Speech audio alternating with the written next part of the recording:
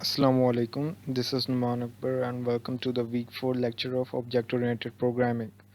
तो as usual सबसे पहले तो हम अपनी आउटलाइन के टॉपिक्स देखते हैं कि हमारे कौन से टॉपिक्स हो चुके हैं और हमने इस वीक में कौन कौन से टॉपिक्स हमने करने हैं। तो सबसे पहले आउटलाइन को ओपन करके टॉपिक्स चेक कर लेते हैं।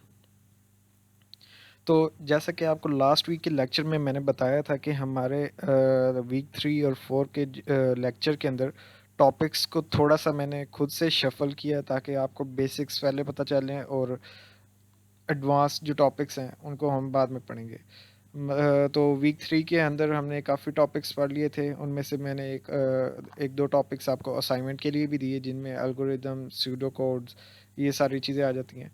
उसके अलावा लास्ट वीक में हमने if statements, if else, while, इस तरह के हमने सारे जो कंडीशनल और अनकंडीशनल लूप्स थे वो सारे पढ़े थे। जंप स्टेटमेंट्स भी कुछ देखी थी।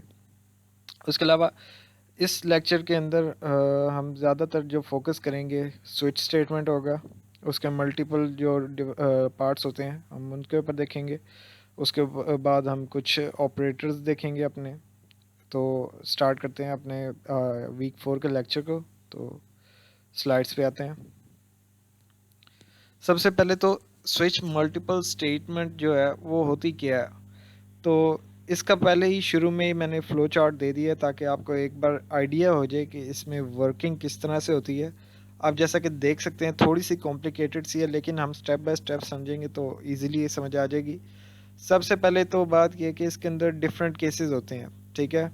डिफरेंट केसेस के अंदर डिफरेंट कंडीशंस होती हैं। हमारी जो एक पर्टिकुलर कंडीशन होती है वो हर केस से मैच होती है, यानी कि हर केस से उसका कंपैरिजन किया जाता है। तो वो हमारी जो गिवन कंडीशन है वो जिस केस की कंडीशन के साथ मैच हो जाती है उस केस के अंदर हमारा प्रोग्राम एंटर हो जाता है और उस केस के अंदर जो भी मौजूद होता है कोड वो एग्जीक्यूट हो जाता है। तो ये सिंपल सा प्रोसेस है। फॉर एग्जांपल आप इसकी जो डायग्राम है या जो हमारे पास सामने स्क्रीन के ऊपर मौजूद है, हम इसके ऊपर देख सकते हैं कि डिफरेंट केसेस हमारे पास मौजूद हैं। केस ए, केस बी, केस यानी कि मल्टीपल केसेस हैं, अप टू केस जी तक इसने दिए हुए हैं। और केस से आगे चलें तो आगे आपको कुछ बॉक्स टाइप की एक चीज़ नज़र आ रही है, ठीक है। इस चीज़ को कहते हैं कंडीशन है, ठीक है। हमने जब भी कोई इस तरह की डायग्राम बनानी है फ्लो चार्ट के अलावा फ्लो चार्ट में, तो फ्लो चार्ट में ये जो डायमंड शेप की जो भी डायग्राम है इसको कहेंगे ये एक कंडीशनल डायग्राम है। यहाँ पर आपकी कंडीशन लगेगी, ठीक है। तो प्रोग्राम आपका जब स्टार्ट होगा तो फर्स्ट केस से लेकर आखिरी केस तक line by line her case की कंडीशन चेक करेगा। जिस केस की कंडीशन के साथ आपकी पर्टिकुलर जो गिवन कंडीशन है स्टार्ट वाली वो मैच हो जाती है, आप उसके केस की बॉडी के अंदर एंटर हो जाएंगे। तो हर केस की ऑब्वियसली कंडीशन है। तो कंडीशन के दो ही केसेस या रिजल्ट्स हो सकते हैं, या तो वो कंडीशन ट्रू हो सकती है या फॉल्स हो सकती है, जैसे कि हम देख चुके हैं। तो आप इस जो डायमंड शेप है इसके अंदर भी देख सकते हैं कि दो एरोज इसमें से निकल रहे हैं, एक ट्रू के लिए और एक फॉल्स के लिए। ट्रू उस केस में निकलेगा कि हमारी जो गिवन कंडीशन है वो इस केस की कंडीशन के साथ मैच हो रही है। तो फिर क्या होता है, केस ए एक्शंस। केस ए के एक्शन से मुराद ये है कि केस ए की बॉडी के अंदर जो भी हमने कोड लिखा हुआ है या जो उसके ज़िम्मे जो काम लगाया हुआ है उस केस के, वो काम एग्जीक्यूट होगा या काम वो वाला परफॉर्म हो जाएगा। और उसके बाद एक ब्रेक लग जाएगी कि वहीं पे काम रुक जाए और हमारा वो स्विच स्टेटमेंट से कंट्रोल बाहर आ जाए। इसी तरीके से अगर हमारी केस ए के साथ कंडीशन मैच नहीं होती तो हमारा रिज़ल्ट फॉल्स आ जाएगा। फॉल्स आता है तो हमारी जंप कर जाएगा प्रोग्राम केस बी की कंडीशन पर। केस बी की कंडीशन से इसी तरह से हमारी गिवन कंडीशन मैच होगी। अगर ट्रू होता है तो केस बी की बॉडी या एक्शंस उसके एग्जीक्यूट होंगे और ब्रेक ला के हमारा प्रोग्राम स्विच स्टेटमेंट से बाहर आ जाएगा। इसी तरीके से अगर हमारा प्रोग्राम दोबारा से मैच नहीं करता, हमारी कंडीशन केस बी से भी मैच नहीं होती, तो फर्दर केसेस जितने भी होंगे सभी के साथ हमारे कंपैरिजन होता जाएगा। तो जिस केस की कंडीशन के साथ हमारी पर्टिकुलर गिवन कंडीशन जो भी होगी वो मैच हो जाती है उसकी बॉडी एग्जीक्यूट हो जाएगी। अगर ऐसा होता है कि हमारी सारे केसेस में से पास थ्रू हो गए और लेकिन हमारी जो गिवन कंडीशन है वो किसी भी केस की कंडीशन या उसकी जो भी इसके अंदर आर्गुमेंट्स गिवन होते हैं उसके साथ मैच नहीं करता, तो क्या होगा? उस टाइम हमारा एक सबसे एंड पर एक होगा डिफ़ॉल्ट केस या डिफ़ॉल्ट एक्शन। तो वो उस केस में चलेगा कि जब हमारी कोई भी कंडीशन मैच नहीं होती हमारी गिवन कंडीशन के साथ, तो कोई केस एग्जीक्यूट नहीं होगा, तो उस केस में सिर्फ एक डिफ़ॉल्ट जो हमने एक्शन दिया होगा बाय डिफ़ॉल्ट से वो काम एग्जीक्यूट हो जाएगा। ये तो थी आपके जो फ्लो चार्ट है उससे थोड़ा बहुत आइडिया दे रहा था मैं। अब हम थोड़ी सी इसी की थ्योरेटिकल डिटेल पढ़ेंगे। तो नेक्स्ट स्लाइड पे ही तो सबसे पहले आ जाता है कि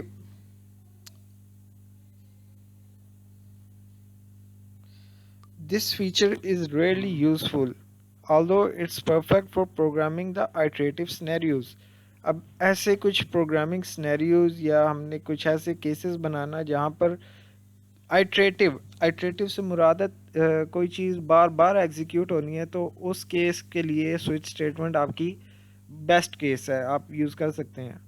सेकेंड पॉइंट है, if no match occurs the default case is executed and an error message is printed.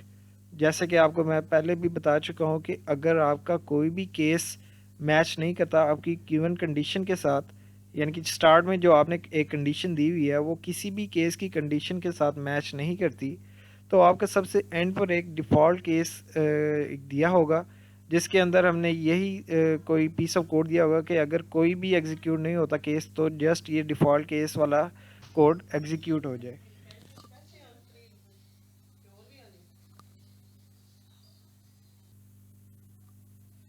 तो हमारा डिफ़ॉल्ट केस एग्जीक्यूट हो जाएगा, ठीक है। Third point is each case can have one और मोर एक्शंस।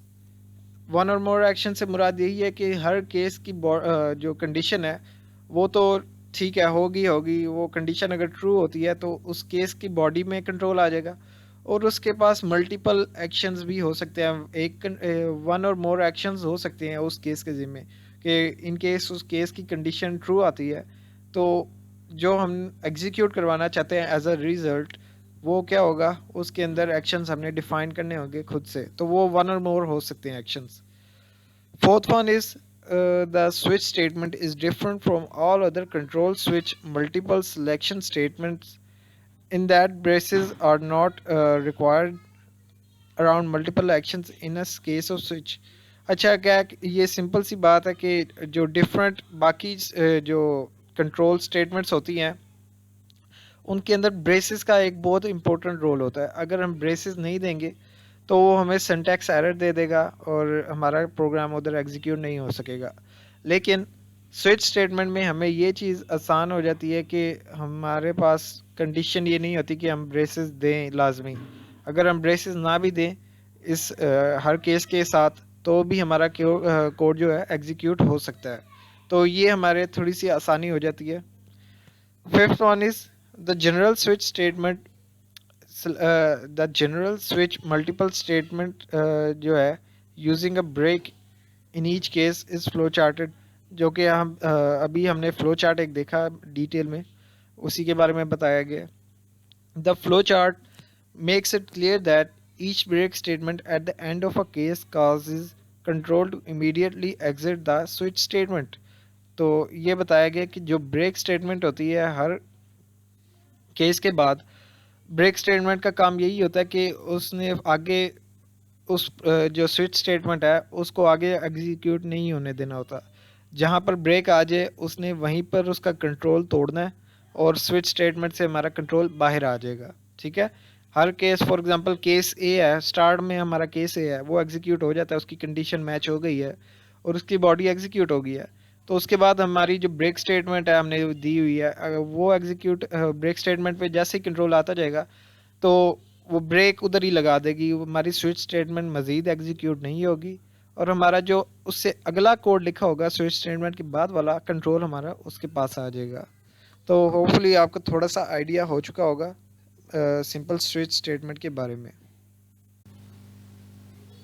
तो चलते हैं नेक्स्ट स्लाइड पर। Remember, forgetting a break statement when one is needed in a switch statement is a logic error. तो जस्ट एक रिमाइंडर दे रहा है कि आपने एक डिफरेंट जो केसेस बनाने हैं स्विच स्टेटमेंट के अंदर।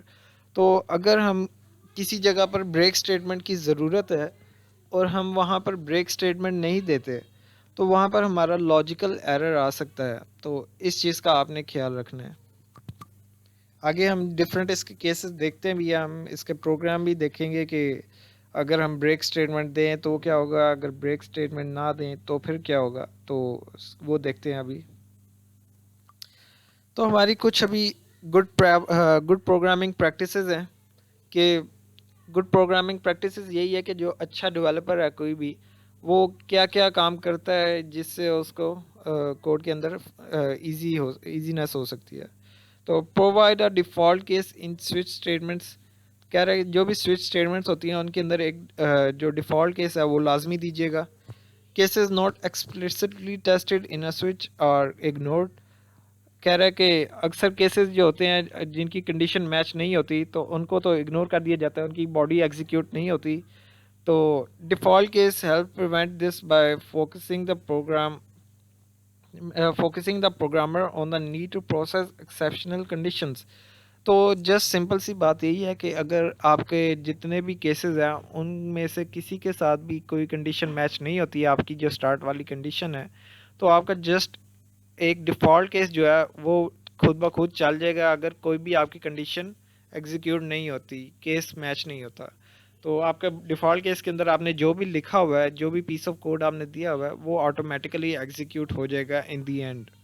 तो ये एक अच्छी प्रोग्रामिंग प्रैक्टिस है कि आप अगर डिफ़ॉल्ट केस दें। Next one is, although the case clause and the default case clause in a switch statement can occur in any order, it's considered good programming practice to place the default clause last। अच्छा, कह रहा है कि वैसे जो different cases होते हैं ना स्विच स्टेटमेंट के अंदर, और डिफ़ॉल्ट केस भी एक किस्म का केस ही होता है। तो कह रहे हैं इनमें तरतीब देने की वैसे कोई ज़्यादा अहमियत नहीं है भाई। अगर हमारा कोई हार्ड एंड फास्ट रूल नहीं है कि इनको बहुत तरतीब में या किसी ऑर्डर में ही रखना है, नहीं, वो लाजमी नहीं है। हम चाहें तो उनको किसी भी तरतीब में लिख सकते हैं, वो हमारे जो प्रोग्रामर है उसके ऊपर ही डिपेंड कर रहा होता है। तो इस हवाले से कोई ज़्यादा स्ट्रिक्ट रूल्स नहीं है कि आपको बहुत ज़्यादा ऑर्डर या तरतीब में ही सब कुछ लिखना है। नहीं, आप केसेस किसी भी तरतीब में लिख सकते हैं, और जो डिफ़ॉल्ट केस है वो उसको भी आप केसेस बाकी केसेस के साथ कहीं आगे पीछे लिख सकते हैं। लेकिन वो कह रहा है कि जो अच्छी प्रोग्रामिंग प्रैक्टिस है वो ये है कि सारे केसेस आप ऊपर लिखें जो इतने भी आपकी कंडीशंस हैं, और जो डिफ़ॉल्ट केस है उसको सबसे एंड पर लिखें, ताकि अगर आपके एक तरतीब बन जाए, अगर आपके बाकी केसेस एग्जीक्यूट नहीं होते, कोई कंडीशन मैच नहीं होती, तो आपका डिफ़ॉल्ट केस आपको पता होगा कि वो सबसे एंड पर मौजूद है और उसी ने एग्जीक्यूट होना है इन केस अगर कोई भी आपकी कंडीशन मैच नहीं होती। तो ये एक गुड प्रोग्रामिंग प्रैक्टिस है, ये इसको आप अपनाना चाहिए। Next one is, in a switch statement, when the default clause is lost, the break statement is not required. Some programmers include this break for clarity and symmetry with other cases। अच्छा, अब कह रहा है कि जब आपका default case आप सबसे एंड पर लिखते हैं, ठीक है, बाकी केसेस आपने लिखे, ठीक है, उनके अंदर ब्रेक स्टेटमेंट दी, और सबसे एंड पर आपने डिफ़ॉल्ट केस लिख दिया। तो कह रहा है कि जो सबसे एंड पर आप डिफ़ॉल्ट केस जब लिखते हैं ना, उसके बाद डिफ़ॉल्ट केस के अंदर आपको ब्रेक स्टेटमेंट देने की ज़रूरत नहीं होती। वजह एक तो ये है कि ब्रेक स्टेटमेंट हम सिर्फ बाकी केसेस में देते हैं कि जिनके साथ कंडीशन मैच होनी होती है। अगर एक केस के साथ मैच नहीं हुई, दूसरे केस के साथ मैच करेगा, दूसरे के साथ मैच नहीं हुई, तीसरे की कंडीशन में के साथ मैच करेगा या कंपेयर करेगा। तो अगर किसी के साथ भी मैच नहीं होती तो ऑटोमेटिकली कंट्रोल तो जाना ही हमारे डिफ़ॉल्ट के पास है, और डिफ़ॉल्ट हमें पहले से ही पता है कि हमारा होता ही ऐसा हमारा लास्ट केस होता है कि उसके बाद हमारा किसी और केस के अंदर कंट्रोल नहीं जाना होता। हमारा जस्ट डिफ़ॉल्ट के अंदर जब कंट्रोल गया तो उसके बाद उसका कोड एग्जीक्यूट होगा, और उसके बाद ऑटोमेटिकली हमारा कंट्रोल स्विच स्टेटमेंट से बाहर आ जाएगा। तो जस्ट आपका ये जो डिफ़ॉल्ट केस है उसके बाद हम अगर ब्रेक ना भी दें तो भी खैर होती है। तो अगर हम जो है हमारे डिफ़ॉल्ट केस है उसके अंदर हम ब्रेक स्टेटमेंट इंक्लूड कर भी दें, तो भी इसमें कोई हर्ज नहीं है, दोनों केसेस हम कर सकते हैं। तो नेक्स्ट स्लाइड पर चलते हैं। इधर एक आपको एक एग्जांपल दी हुई है, एक स्विच स्टेटमेंट की एक प्रॉपर से एग्जांपल बनी हुई है कोडिंग की। तो मैं लाइन बाय लाइन चलता हूँ। सबसे पहले तो hash include using name space, वो तो आपको पता ही है। मेन से स्टार्ट करते हैं। मेन के अंदर हमने एक चार जो डाटा टाइप है उसका एक वेरिएबल बनाया ग्रेड के नेम से, और उसको मैंने एक वैल्यू असाइन कर दिया डी। ठीक है, एक उसको अल्फ़ाबेट कैपिटल डी असाइन कर दिया ग्रेड को। ग्रेड एक वेरिएबल है चार डाटा टाइप का। ठीक है, तो स्विच स्टेटमेंट का आप सिंटैक्स देख सकते हैं। मैंने सिंपल एक स्विच लिखा स्मॉल लेटर्स में, और उसके स्मॉल ब्रेसेस के अंदर मैंने वो वेरिएबल पास कर दिया जो मैंने बनाया था। अब ये मेरी इनिशियल कंडीशन हो गई है। अब जो मैंने वेरिएबल चार का इसके अंदर पास कर रहा हूँ, अब वो उसकी जो वैल्यू होगी, उसको जो मैंने वैल्यू असाइन की होगी, वो जिस केस की कंडीशन के साथ मैच हो जाएगी वो केस एग्जीक्यूट हो जाएगा। अब जो मैंने स्विच के अंदर ग्रेड पास किया हुआ है, ग्रेड के अंदर क्या वैल्यू है, कैपिटल डी है। तो जिस केस की वैल्यू या जिस केस की कंडीशन में कैपिटल डी हुआ, उस केस की बॉडी एग्जीक्यूट हो जाएगी।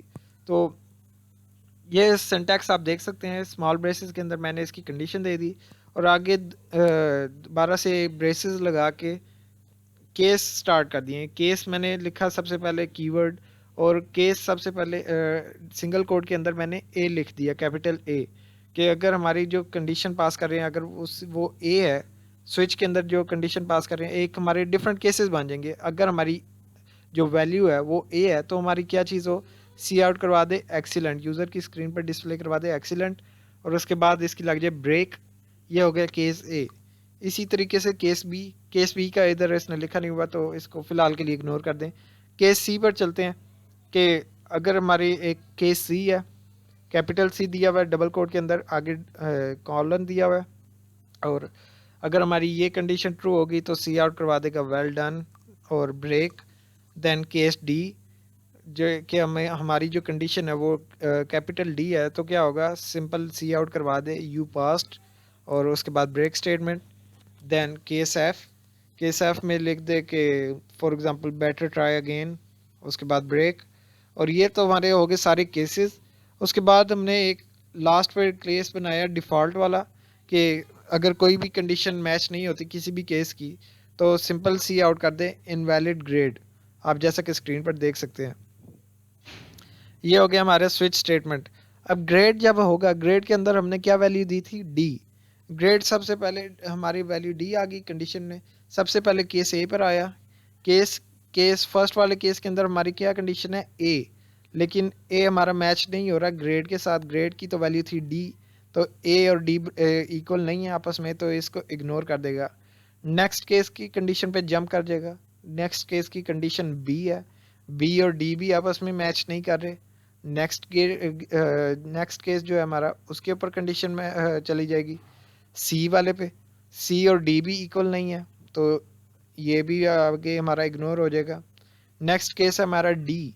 केस डी के ऊपर जाएगा तो डी, हमारे ग्रेड के अंदर भी डी स्टोर था, और ये केस के अंदर भी हमारी जो वैल्यू स्टोर है वो डी ही है। तो दोनों आपस में मैच कर गई हैं। मैच कर गई हैं तो इसका मतलब ये है कि इस केस की बॉडी एग्जीक्यूट होगी। इस केस की बॉडी में एंटर होता जाएगा, तो लिखा हुआ है सी आउट करवा देगा यू पास्ट, यूज़र की स्क्रीन पर ये डिस्प्ले करवा देगा। और उसके बाद इसकी ब्रेक स्टेटमेंट चल जाएगी। ब्रेक स्टेटमेंट से मुराद ये है कि इस पूरी स्विच स्टेटमेंट में उधर ही ब्रेक लग जाएगी। अगले मजीद केसेस को रीड नहीं करेगा हमारा प्रोग्राम, ना कि किसी अगले केस एफ को, ना डिफ़ॉल्ट वाले केस को। तो यहीं पर हमारी ब्रेक लग जाएगी और हमारा कंट्रोल बाहर आ जाएगा स्विच स्टेटमेंट से बाहर। अगली जो स्टेटमेंट है जहाँ पर सी आउट करवाया हुआ है कि योर ग्रेड इज़, और आगे ग्रेड लिखा हुआ है। ठीक है, तो ये एक जस्ट सिंपल सा सिनेरियो है। आप इसको अपने जो कोड ब्लॉक्स है उसके अंदर इसको टाइप करके एग्जीक्यूट करवाएं। होपफुली आपको इसमें कोई एरर नहीं आएगा। अगर कोई आता है तो आप मेरे से रब्ता करें।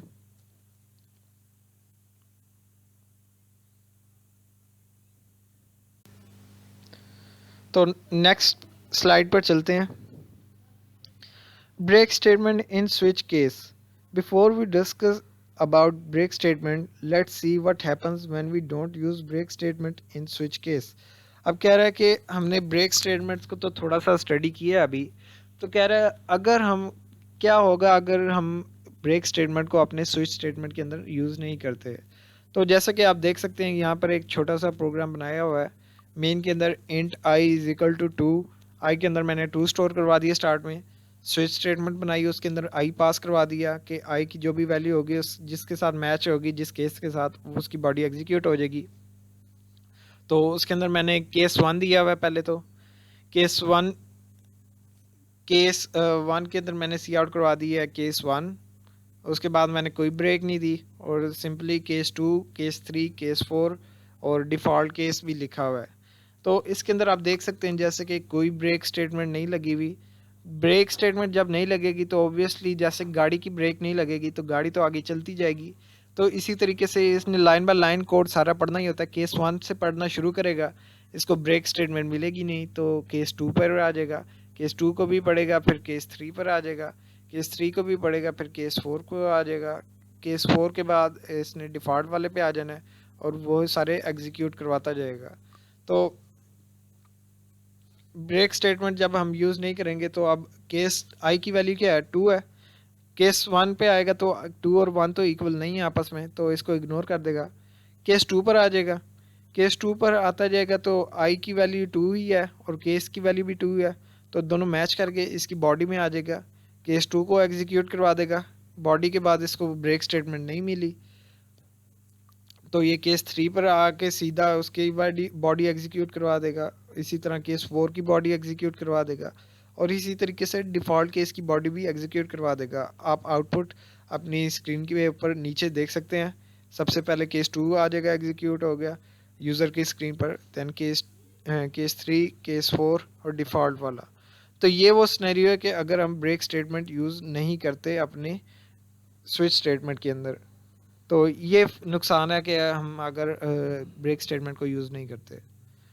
Let's take the same example but this time with break statement. अब कह रहा है कि वही एग्जांपल को पिक करते हैं दोबारा से, लेकिन इस बार हमने ब्रेक स्टेटमेंट लगानी है। तो वही आप देख सकते हैं कि स्टार्ट में हमने इंटीजर डाटा टाइप का एक आई वेरिएबल बनाया, उसको 2 असाइन कर दिया वैल्यू। स्विच के अंदर आई पास कर दिया है, केस 1 के अंदर सी आउट करवाया, केस 1 ब्रेक स्टेटमेंट, केस 2 के अंदर एक सी आउट करवाई है, उसके बाद ब्रेक स्टेटमेंट, केस 3 के अंदर भी सिमिलरली, केस 4 और डिफ़ॉल्ट केस के बाद आप ब्रेक ना भी लगाएं तो भी खैर है, अगर लगा दें तो भी खैर है, वो मैटर नहीं करता। आउटपुट आप देख सकते हैं कि सिर्फ केस 2 है। वो क्यों है देखते हैं। आई की वैल्यू 2 है, केस के अंदर आया केस 1 में आई की वैल्यू तो 2 है और उसकी वैल्यू मैच नहीं कर रही तो इग्नोर कर देगा केस 1 को। केस 2 के अंदर आया तो केस 2 की वैल्यू और आई की वैल्यू सेम है, 2 है, तो मैच कर जाएगा तो इसकी बॉडी के अंदर आ गया और क्या करवा रहा है, यूज़र की स्क्रीन पर डिस्प्ले करवा रहा है केस 2। और उसके बाद ब्रेक लग रही है। ब्रेक का मतलब यही है कि एक स्विच स्टेटमेंट से कंट्रोल बाहर आ जाएगा, तो सिंपली जस्ट केस 2 हमारा एग्जीक्यूट होगा या यूज़र की स्क्रीन पर डिस्प्ले होगा और उसके बाद हमारा कंट्रोल बाहर आ जाएगा। Now you can see that only case 2 got executed, rest of subsequent cases were ignored. बाकी जितने भी केसेस थे सभी इग्नोर हो गए। तो ये हमारा फ़ायदा है कि हम जब हम ब्रेक स्टेटमेंट को यूज़ करते हैं। Why didn't I use break statement after default. अब कह रहा है कि डिफ़ॉल्ट केस जो है उसके बाद मैंने ब्रेक स्टेटमेंट यूज़ क्यों नहीं की। The control would itself come out of switch statement after default, so I didn't use break statement after it. However, if you want you can use it, there is no harm in doing that. अब कह रहा है कि जो default statement है उसके बाद मैंने ब्रेक स्टेटमेंट इसलिए यूज़ नहीं की क्योंकि हमारा जो कंट्रोल है डिफ़ॉल्ट केस के बाद हमारा ऑटोमेटिकली बाहर ही आना होता है स्विच स्टेटमेंट से। तो उसके बाद हम ब्रेक स्टेटमेंट लगाएं या ना लगाएं, हमारा कंट्रोल स्विच स्टेटमेंट से बाहर ही आना होता है डिफ़ॉल्ट केस, क्योंकि हमारा एक आखिरी हरबा होता है या आखिरी केस होता है कि इन केस कोई भी मैच नहीं होता तो जस्ट डिफ़ॉल्ट केस को एग्जीक्यूट करवा के स्विच स्टेटमेंट से कंट्रोल बाहर आ जाता है। तो वही कह रहा है कि अगर हम इधर ब्रेक स्टेटमेंट डिफ़ॉल्ट केस के बाद यूज़ करें या ना करें तो इसमें कोई हर्ज नहीं है, आप कर भी सकते हैं और अगर ना नहीं चाहते तो ना भी करें, तो इसमें कोई मसला नहीं है। इम्पोर्टेंट नोट्स हैं कुछ। Case doesn't always need to have order 1, 2, 3 and so on. It can have any integer value after case keyword. Also, case doesn't need to be in an ascending order always. You can specify them in any order based on the requirement. अब कह रहा है कि जो हमने cases को numbers दिए थे तो वो लाजमी नहीं है कि कोई केसेस की कोई भी कंडीशन हो तो उसके अंदर हमें नंबर ही पास करने पड़ेंगे, नहीं। जैसे केस 1, केस 2, केस 3 लाजमी नहीं है कि 1 2 3 ही लिखें। हम उधर रोमन काउंटिंग के भी लिख सकते हैं, हम उधर ABC भी लिख सकते हैं, केस ABC, केस 1 2 3 खुद से कोई भी लिख सकते हैं, स्पेसिफाई कर सकते हैं, वो हमारे ऊपर डिपेंड करता है। ये कोई इसकी पहले से बने बनाए रूल्स नहीं है कि हमने यही लिखना है, हम कुछ भी लिख सकते हैं। और उसके अंदर हमें कोई ऑर्डर देने की भी ज़रूरत नहीं है, भाई केस 1 पहले आना है, फिर केस 2 आना है, फिर केस 3 आना है, नहीं। हम अपने से कोई भी तरतीब, केस 3 पहले लिख दें बेशक से, फिर केस 1 लिख दें, फिर केस 2 लिख दें, कोई भी तरतीब हम लिख सकते हैं, वो हमारे ऊपर डिपेंड करता है, इसमें कोई इसमें मसला नहीं है। और इसके अंदर कोई ऑर्डर भी मैटर नहीं करता, वो आपकी अपनी मर्जी है। नेक्स्ट वन, एक और एग्जांपल दी हुई है कि you can also use characters in switch cases. जो केसेस हैं उनके अंदर हम डिफरेंट करेक्टर्स भी यूज़ कर सकते हैं, जैसे लास्ट प्रोग्राम में किया था कि करेक्टर 4 का मैंने एक वेरिएबल बनाया है, उसके अंदर मैंने बी स्टोर करवा दिया है, स्मॉल बी। स्विच की स्टेटमेंट के अंदर मैंने इस करेक्टर जो CH वेरिएबल बनाया है उसी को पास कर दिया। और सारे केसेस, अब देखें केसेस के अंदर कोई तरतीब नहीं है, मैंने रैंडमली कोई भी वेरिएबल उठा के यानी कि कोई भी अल्फ़ाबेट उठा के लिख दिया है। फर्स्ट वन में मैंने केस बी लिख दिया कि सॉरी केस डी है कि सी आउट उसमें करवा दे केस 1 है, उसके बाद ब्रेक स्टेटमेंट, उसके बाद केस बी लिख दिया है, उसमें केस 2 सी आउट करवा रहा है ब्रेक, उसके बाद केस एक्स लिख दिया है कि हमारी जो कंडीशन है अब एक्स से मैच होती है जो CH की वैल्यू है तो फिर ये एग्जीक्यूट हो जाएगा, अदरवाइज़ नहीं होगा। इसके अंदर केस 3 है और केस वाई है उसके बाद, देन डिफ़ॉल्ट वाला है।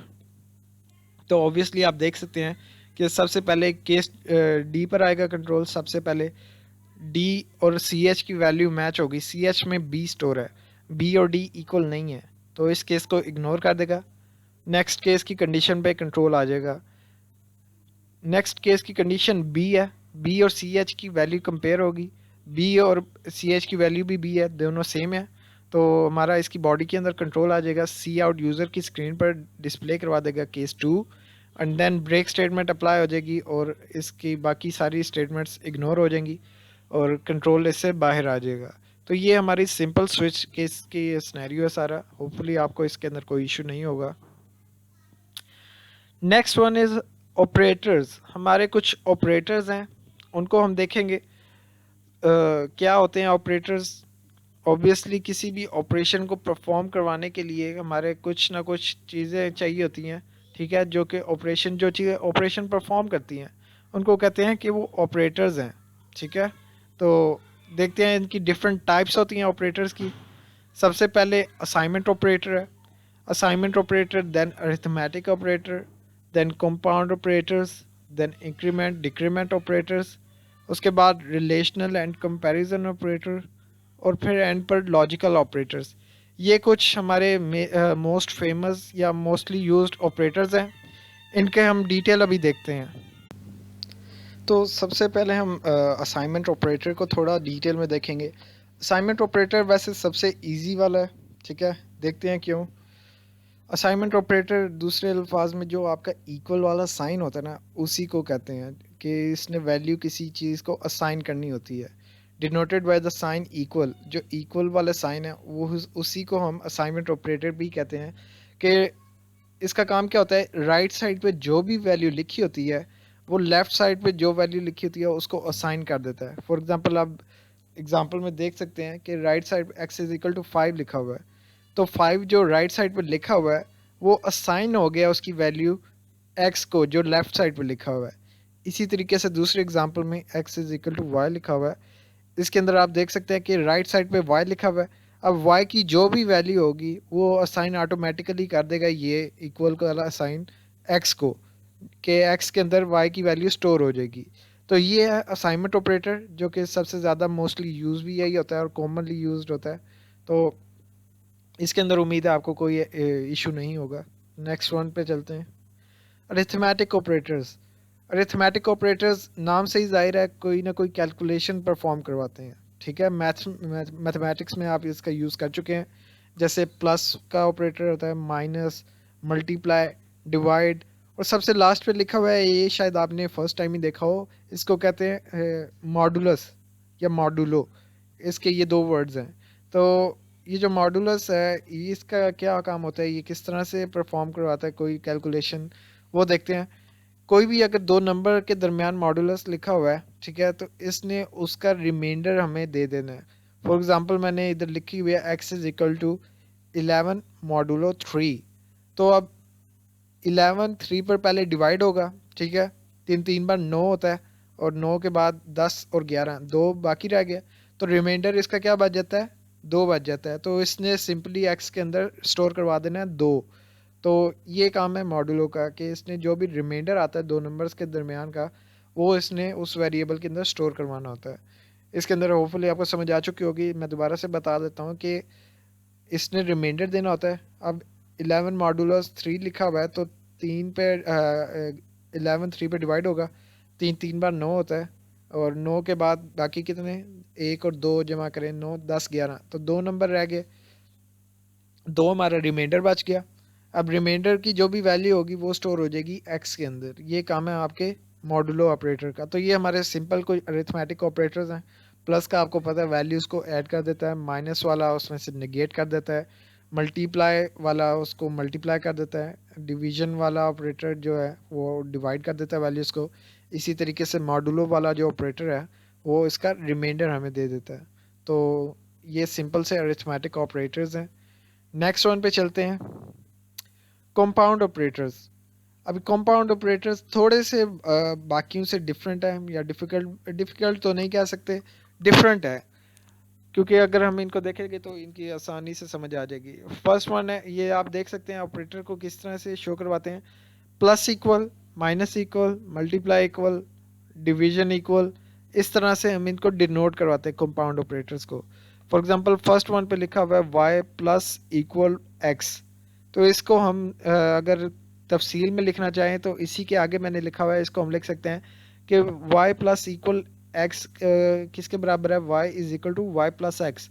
अब जो राइट साइड पे जो भी लिखा होगा उसके अंदर लेफ्ट वाला प्लस होगा, और वो स्टोर हो जाएगा दोबारा से जो लेफ्ट साइड के अंदर होगा उसी के अंदर।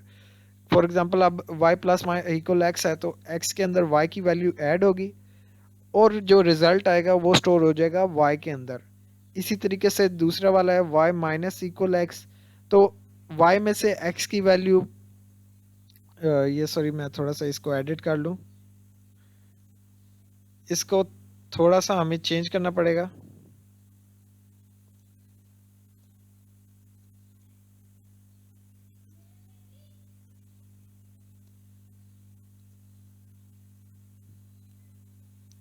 तो आप जैसा कि देख सकते हैं कि y माइनस इक्वल एक्स को हम किस तरीके से लिख सकते हैं, y में से x की वैल्यू को माइनस करना है पहले तो, और जो रिजल्टेंट आएगा वो स्टोर हो जाएगा जो लेफ्ट साइड पे मौजूद है y, उसके अंदर स्टोर हो जाएगा हमारा रिजल्ट। इसी तरीके से थर्ड वन है y मल्टीप्लाई इक्वल x, तो इसको हम इसी तरीके से लिख सकते हैं कि y के साथ x की वैल्यू मल्टीप्लाई होगी, और जो रिजल्टेंट आएगा वो स्टोर हो जाएगा हमारा y के अंदर जो लेफ्ट साइड पे मौजूद है। Similarly last one y division division equal x, तो y के ऊपर x की वैल्यू डिवाइड होगी पहले तो, और जो रिजल्टेंट आएगा वो स्टोर हो जाएगा लेफ्ट साइड पे मौजूद y के अंदर। तो ये हैं आपके कंपाउंड ऑपरेटर्स, इनको आप इस तरह से सॉल्व कर सकते हैं, इनके डिनोट करने का तरीका भी मैंने आपको बता दिया। तो प्रोग्राम के अंदर हम काफ़ी जगह पर इनका भी यूज़ करेंगे, तो आपको साथ साथ समझ आ जाएगी। अभी तक के लिए इन्हीं के सब जस्ट इनकी वर्किंग देखिएगा। Next one is most famous increment decrement operators. Increment decrement वही है कि हमें किसी भी ऑपरेटर या किसी भी वेरिएबल की वैल्यू में प्लस करते हैं या माइनस करते हैं, तो वो किस तरह से करते हैं, उसके अंदर हम डबल प्लस और डबल माइनस वगैरह यूज़ कर लेते हैं। अब इसकी भी आगे दो टाइप्स हैं। दो टाइप्स कैसे हैं, एक तो प्री इंक्रीमेंट प्री डिक्रीमेंट, और दूसरी है पोस्ट इंक्रीमेंट पोस्ट डिक्रीमेंट। अब प्री इंक्रीमेंट क्या है, जो वेरिएबल है उससे पहले डबल प्लस लिखा होगा, और प्री डिक्रीमेंट में प्री का मतलब भी पहले होता है, तो किसी भी वेरिएबल से पहले इसके प्लस या माइनस वाले साइन लिखे होंगे तो उसका मतलब होगा प्री इंक्रीमेंट है। अब प्री इंक्रीमेंट का फ़ायदा क्या है या इसकी वजह क्या, हम यूज़ क्यों करते हैं? ये करता है किसी भी ऑपरेशन को परफॉर्म होने से पहले उसके अंदर या तो प्लस करता है या माइनस करता है, प्री इंक्रीमेंट डिक्रीमेंट। ठीक है, ऑपरेशन को परफॉर्म होने से पहले उसके अंदर नंबर ऐड या और सब्ट्रैक्ट करता है उसमें से। इसी तरीके से जो पोस्ट है, पोस्ट इंक्रीमेंट डिक्रीमेंट, वो करता है एक्स की सेम जो ओरिजिनल वैल्यू है उस पर तो ऑपरेशन परफॉर्म हो जाता है, और उस ऑपरेशन को परफॉर्म होने के बाद उसकी वैल्यू के अंदर प्लस या माइनस करता है। तो ये जस्ट इसका डिफरेंस है प्री और पोस्ट का, कि एक पहले करता है सारे इंक्रीमेंट डिक्रीमेंट, और दूसरा जो पोस्ट वाला है वो बाद में करता है, ऑपरेशन परफॉर्म होने के बाद इंक्रीमेंट डिक्रीमेंट करता है। तो ये हमारे कुछ ऑपरेटर्स हैं। Next and last one, sorry second last one, relational and comparison operators. अब रिलेशनल और कंपैरिजन ऑपरेटर्स का काम क्या होता है? इन्होंने जस्ट किसी भी दो वेरिएबल्स के दरमियान रिलेशन ढूंढना होता है या उसको कंपेयर करना होता है आपस में।